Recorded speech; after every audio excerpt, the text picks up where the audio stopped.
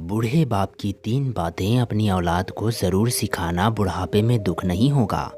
जय श्री कृष्ण मित्रों, स्वागत है आपका हमारी आज की इस नई वीडियो में।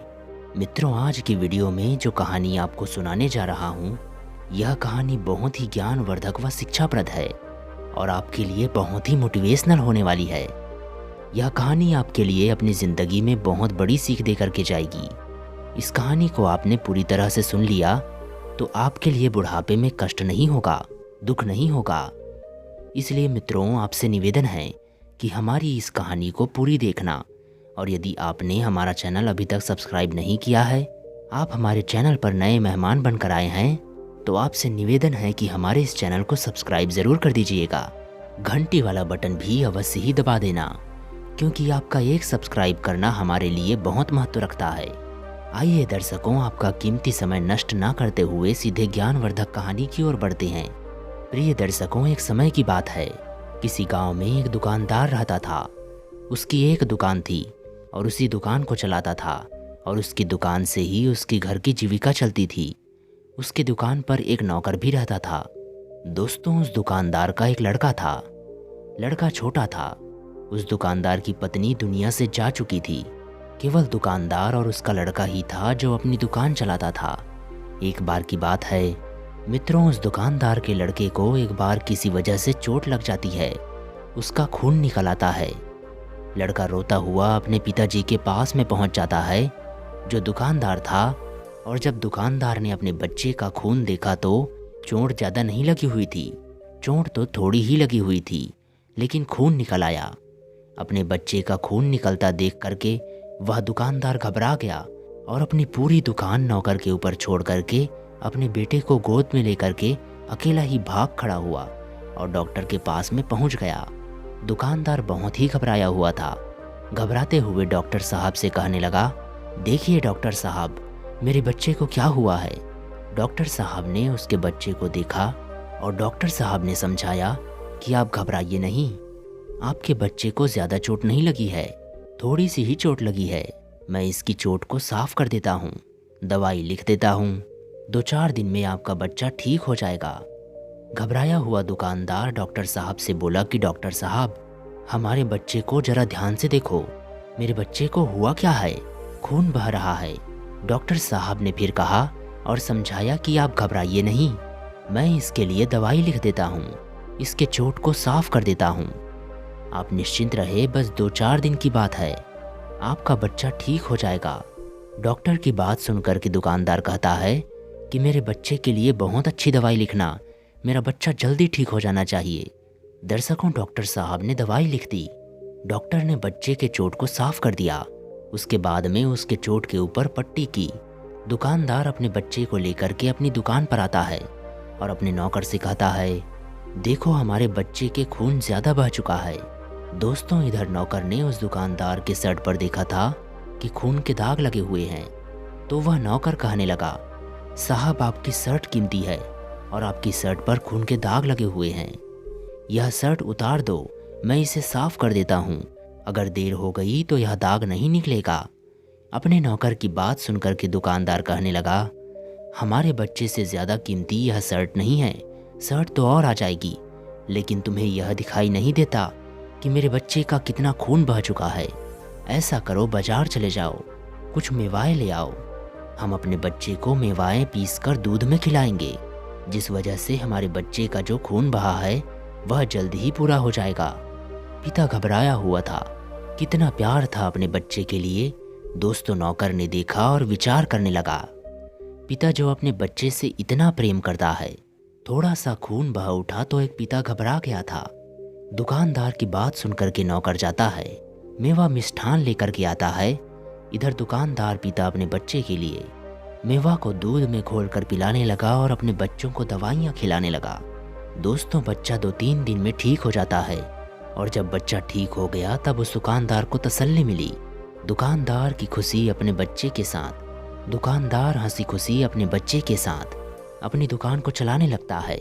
इधर धीरे धीरे समय यूं ही व्यतीत होता है। बच्चा जो था वह नौजवान होने लगा, और जब बच्चा नौजवान हो गया तो दुकानदार ने भी चिंता किया तो दुकानदार ने भी विचार किया कि हमारा बच्चा अब शादी के लायक हो गया है, हम इसकी शादी करेंगे।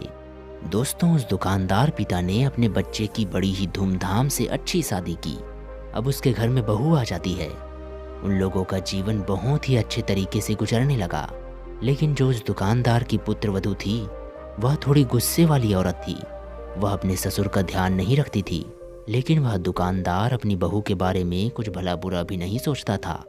सोचता था कि अभी यह नादान है, जब हमारा बुढ़ापा आ जाएगा तब तो यह हमारी ध्यान रखेगी और हमारा बेटा भी हमारा ध्यान रखेगा। अभी हमारे शरीर में शक्ति है, हमें इनकी सेवा की कोई आवश्यकता नहीं है। यह सोच करके दुकानदार जो था वह खुश था।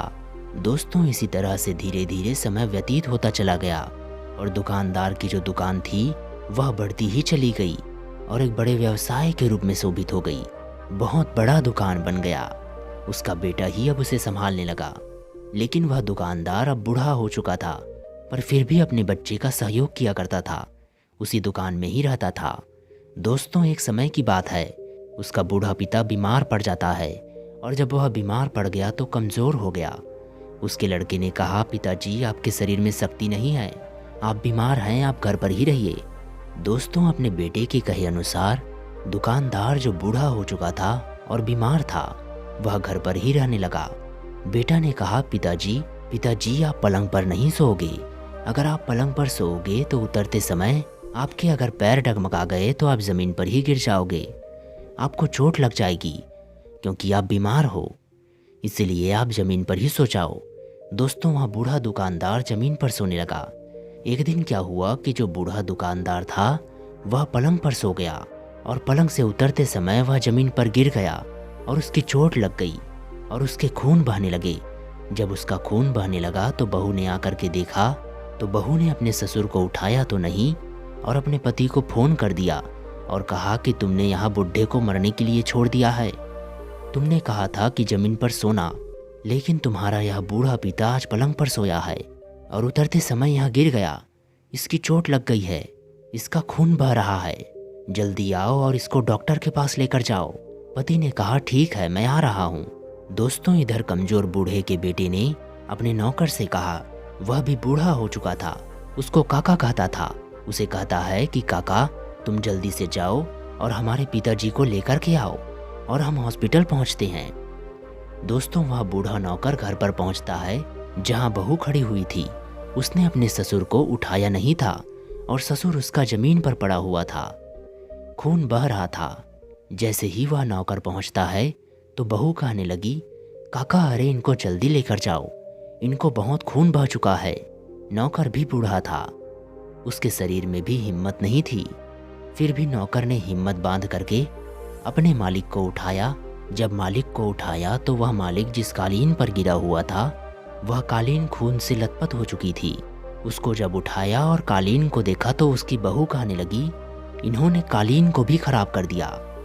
दोस्तों, बूढ़ा नौकर अपने मालिक को लेकर के हॉस्पिटल में पहुंचता है, लेकिन बूढ़े बीमार का बेटा उस हॉस्पिटल में नहीं पहुंच पाया था। नौकर ने फ़ोन किया कि आप कहाँ हो, जल्दी से आओ। उसने जवाब दिया कि ठीक है, मैं आ रहा हूँ, गाड़ी की चाबी नहीं मिल रही है और चलो चाबी मिल चुकी है, मैं बहुत जल्दी पहुँचने वाला हूँ। दोस्तों, इस तरह से बहाना बनाते हुए 1 घंटे बाद वह हॉस्पिटल में पहुँचता है। इधर वह नौकर सोच रहा है कि बताइए, इस बेटा के लिए कुछ समय पहले जब यह बेटा छोटा था इसका थोड़ा सा खून बह गया था, तो यही हमारे मालिक जो इसके पिता हैं 10 मिनट में हॉस्पिटल का रास्ता तय किया था, लेकिन बेटे को 1 घंटा आने में लग गया। दोस्तों, जब उस बीमार पिता का बेटा उस डॉक्टर के पास में पहुंचता है और डॉक्टर भी वही था जिसने कुछ समय पहले बेटे का भी इलाज किया था। बेटे ने हॉस्पिटल में जाकर के कहा, डॉक्टर साहब क्या हुआ? डॉक्टर साहब ने कहा कि तुम्हारे पिताजी को ज़्यादा चोट लगी है, इन्हें हॉस्पिटल में भर्ती कराना है। बेटा कहने लगा, भर्ती करने से क्या फ़ायदा है, कोई दवाई दे दो, इनके चोट को साफ कर दो और भर्ती होने से क्या फ़ायदा, या जल्दी ठीक हो जाएंगे। बेटे की बात को सुनकर के वह डॉक्टर कहने लगा, ठीक है, मैं अच्छी दवाई लिख देता हूँ, दवाई थोड़ी महंगी है, इनको ले जाना और दवाइयों से तुम्हारे पिताजी बहुत ही जल्दी ठीक हो जाएंगे। डॉक्टर की बात को सुनकर के उनका बेटा कहने लगा, इतनी महंगी दवाई लिखने की क्या आवश्यकता है? जो 2-4 दिन में ठीक हो जाएंगे वह 10 दिन में ठीक हो जाएंगे, लेकिन आप इतनी महंगी दवाई ना लिखिए। दोस्तों, उसके बेटे की इस बात को सुन करके उस डॉक्टर और उस नौकर की आंखों में आंसू आ जाते हैं। डॉक्टर की आंखों में आंसू आ गए तो डॉक्टर उसके बेटे को अलग ले जाता है और नौकर भी साथ में जाता है और डॉक्टर सारी बात समझाता है कि तुम कैसे बेटा हो, तुम कैसे पुत्र हो। जब तुम छोटे थे तुम्हारी थोड़ी चोट लगी थी और तुम्हारी थोड़ी सी चोट को देख करके तुम्हारा यही पिता घबरा गया था। हॉस्पिटल भागता हुआ मेरे पास आया और कहने लगा कि इतनी महंगी दवाई लिखो, इतनी अच्छी तरीके से हमारे बेटे का इलाज करो जो हमारा बेटा अति शीघ्र ही ठीक हो जाए, क्योंकि हमारे बेटे का खून बह चुका है। और तुम कैसे बेटा हो जो अपने पिता के लिए यह सोच रहे हो कि जो 2-4 दिन में ठीक होगा, कि इतनी महंगी दवाई लिखने की क्या ज़रूरत है, 10 दिन में ठीक हो जाएगा। तुम्हारे अंदर यह विचार आ रही है। कहने का मतलब है कि दोस्तों, उस डॉक्टर ने और उस नौकर ने सारी दास्तान उसके जीवन की जब समझाई, और जब सारी दास्तान समझाई है तो दोस्तों उसके बेटे के पैरों के तले ज़मीन खिसक जाती है, उसकी आंखों में आंसू आ जाते हैं और डॉक्टर के पैरों में गिर जाता है और कहने लगता है, डॉक्टर साहब हमें माफ़ करना, बताइए हमारे लिए हमारे पिताजी ने इतना दुख उठाया, थोड़ी सी चोट को लेकर के हमारे पिताजी घबरा गए और मैं एक ऐसा बेटा हूँ जो अपने पिताजी के लिए यह कह रहा हूँ कि 10 दिन में ठीक हो जाएंगे। इतनी महंगी दवाई लिखने की क्या ज़रूरत है? डॉक्टर साहब हमें माफ़ करना, मैं भूल चुका था कि हमारे पिता हैं, लेकिन आपने मेरे जीवन का रहस्य समझा करके मेरी आंखें खोल दी। अब हम आपसे क्षमा मांगते हैं। और उस नौकर से भी क्षमा मांगी। काका जी मुझे माफ़ करना। दोस्तों, उसके बाद में वह बेटा अपने पिताजी के पास में पहुंचता है, जो पिताजी बेहोश अवस्था में पड़ा हुआ था। डॉक्टर साहब से कहा कि डॉक्टर साहब हमारे पिताजी को जितना जल्दी हो सके होश में लाओ। उसके बाद डॉक्टर साहब ने दवाई लगाई। थोड़े समय के बाद में वह बीमार दुकानदार जो उस बेटे का पिता था, जब होश में आता है तो वह बेटा अपने पिता के चरणों में गिर जाता है और अपने पिता को सीने से लगा लेता है और कहता है कि पिताजी मुझे माफ़ करना, मैं भूल चुका था कि आप हमारे पिता हैं। आपने मेरे लिए जीवन में कितनी कष्ट उठाई है, कितनी परेशानियां उठाई है। हमारे लिए थोड़ी सी चोट पर आप परेशान हो गए थे, लेकिन आपका इतना खून बह चुका है और मैं यह नहीं समझ पाया कि आप मेरे पिता हैं। दोस्तों, अपने बेटे की बात को सुन करके वह बीमार पिता अपने बेटे को सीने से चिपका लेता है और उसकी आधी बीमारी तो खत्म हो चुकी ही थी। जब अपने बेटे के शब्द सुने और अपने बेटे का मुख देखा तो उसकी आधी बीमारी खत्म हो चुकी थी। डॉक्टर से कहा कि डॉक्टर साहब अब जैसे भी दवाई हो छोटी मोटी हमको दे दीजिए, अब मैं बिल्कुल सही हो जाऊंगा, क्योंकि हमारा बेटा बिल्कुल बदल चुका है। हमारे बेटे के अंदर अच्छे संस्कार आ चुके हैं। जैसा मैं सोचता था वैसा मैं आज अपने बेटे के अंदर देख रहा हूँ। अब हमारा बेटा पहले जैसा नहीं रहा। अब हमारा बेटा एक अच्छा पुत्र की तरह मुझे दिख रहा है। मैं अब जल्दी ठीक हो जाऊंगा। अब हमें जल्दी से जल्दी अपने घर पर बेटे के साथ जाना है। दोस्तों, कुछ समय के बाद में डॉक्टर साहब से दवाई लेकर अपने बेटे के साथ अपने घर पर आता है और अपने बेटे को समझाता है कि बेटे, हमारी सारी बातें आप ध्यान से सुनना और ध्यान से समझना, जीवन में उतार करके रखना। वह पिता कहता है कि बेटा, मेरी पहली बात है कि इस संसार के लिए अच्छे संस्कार दिखाइए। जो बेटा अपने पुत्र के लिए, अपने संतान के लिए अच्छे संस्कार दिखाएगा, अच्छे संस्कार उसमें डालेगा, तो उसका बेटा उसके साथ में बुढ़ापे में अच्छे तरीके से बर्ताव करेगा, उसकी देखभाल करेगा। ये हमारी पहली अनमोल बात है, इसको बेटा ध्यान से सुनना। और दूसरी अनमोल बात यह है कि अपनी जड़ जमीन मरने से पहले औलाद के हवाले पहले कभी मत करना। मैंने ऐसा ही किया, जो मरने से पहले ही मैंने सारी दुकान, अपनी जड़ जमीन, सारा पैसा तुम्हारे हवाले कर दिया। मेरे पास कुछ नहीं बचा था। जो तुमने और मेरी बहू ने मेरे साथ ऐसा सलूक किया, वह तो डॉक्टर ने तुम्हें समझा दिया। अगर डॉक्टर तुम्हें नहीं समझाता तो तुम तो हमें मरने के लिए ही छोड़ देते। इसलिए बेटा, हमारी दूसरी बात ध्यान में रखना कि अपनी इज्जत, जमीन और अपने पैसे समय से पहले अपने औलाद के हाथों में मत देना। समय से पहले अपने औलाद के नाम मत करना, क्योंकि तुम्हारी भी औलाद है और जैसा मुझ पर यह बुढ़ापा है वैसा समय आगे तुम पर भी आएगा। दोस्तों, उसके बाद में तीसरी बात समझाया और कहा कि बेटा, मेरी तीसरी बात यह है कि अपने औलाद को अच्छे दोस्तों में रहने के लिए ही इजाज़त देना, कभी गलत दोस्तों में रहने के लिए इजाज़त मत देना। मैंने तुम्हारे ऊपर कभी नियंत्रण नहीं किया, मैंने तुम्हारी कभी निगरानी नहीं की थी कि तुम अच्छे दोस्तों में जाते हो या गलत दोस्तों में रहते हो।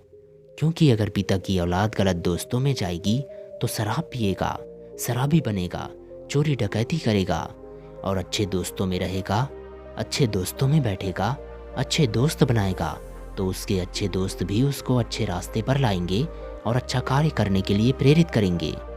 इसलिए बेटा, हमारी तीसरी अनमोल बात यह है कि अपनी औलाद को अच्छे दोस्तों में ही रहने के लिए इजाज़त दें।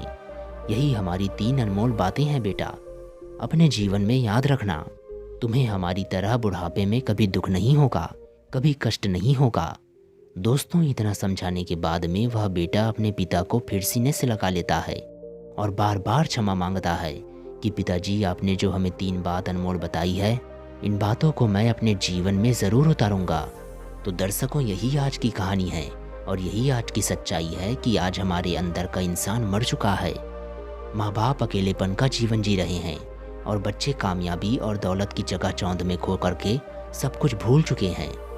ज़रूरी नहीं कि कोई आपको बचपन की बातें याद दिलाएं, बस थोड़ी कोशिश ज़रूर करना, वरना जैसा कर्म करोगे वैसा ही आपको फल मिलेगा। आगे आपकी औलाद अगर वैसा आपके साथ करती है तो आपको कैसा लगेगा? बस यही सोच लेना, हो सकता है कि कुछ सोच में बदलाव आ जाएगा। दोस्तों, यही सीख इस कहानी से हमको मिलती है। जो यह सीख है वह बहुत ज्ञानवर्धक है और बहुत अनमोल है कि अपने माँ बाप के साथ में अच्छा ही बर्ताव करना, क्योंकि तुम्हारी भी औलाद है, तुम पर भी बुढ़ापा आने वाला है। अगर तुम अपने माँ बाप के साथ में अच्छा बर्ताव करोगे तो तुम्हारी भी औलाद तुम्हारे साथ अच्छा बर्ताव करेंगे।